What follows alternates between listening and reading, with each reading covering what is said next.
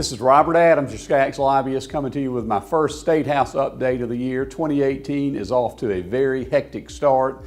It's really probably the most busy and just wide open legislative year in memory.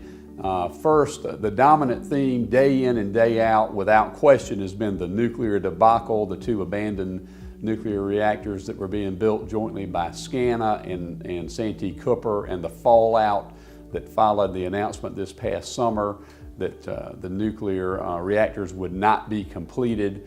That literally has dominated the daily routine at the State House, much more so than any other single issue in my memory, and it really is going to limit the opportunity for other things to pass this year, and in some cases for us that's not all bad. On top of that, this is an election year where we have Governor McMaster in a 5-way primary and a 3-way Democratic primary, so that is a consideration as well. Additionally, all 124 House members will face the voters again this year, although senators are not up again until 2020. And then furthermore, kind of forgotten is the State House probe that's been going on now for the last 4 or 5 years, continues to drag on.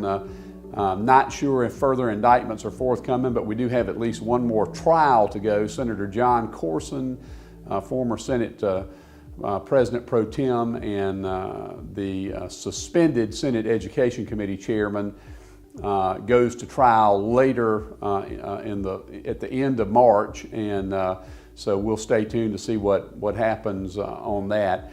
One issue I want to talk to you a little bit about, because I've had some feedback from members on this, and we've done some work to try to keep a bill from getting any traction. That has to do with energy drinks. The bill number is 4597, filed by Representative Leon Howard. He chairs the House 3M committee, that's Medical, Municipal, and Military Affairs. He is the only Democrat committee chair in the legislature. He's a longtime member, served over 20 years, and he filed a bill that would make it illegal. It would prohibit the sale of energy drinks to minors, and we are opposed to that, along with a lot of other people, including the Beverage Association, the Retail Association, and others.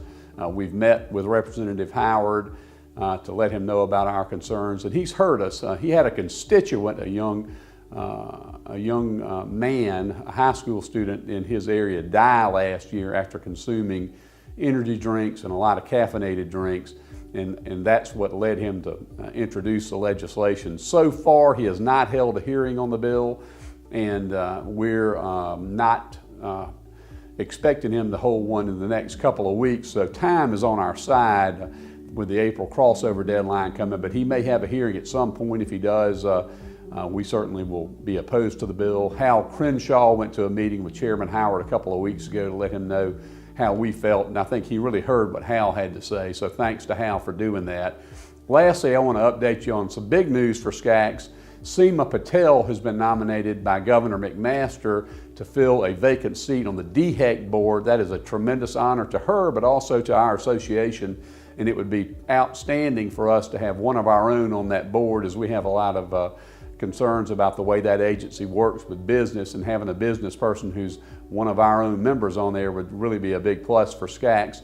Her hearing is on March the 1st before the Senate Medical Affairs Committee, so I'll fill you in on how that went on my next appearance before you, which will be next month.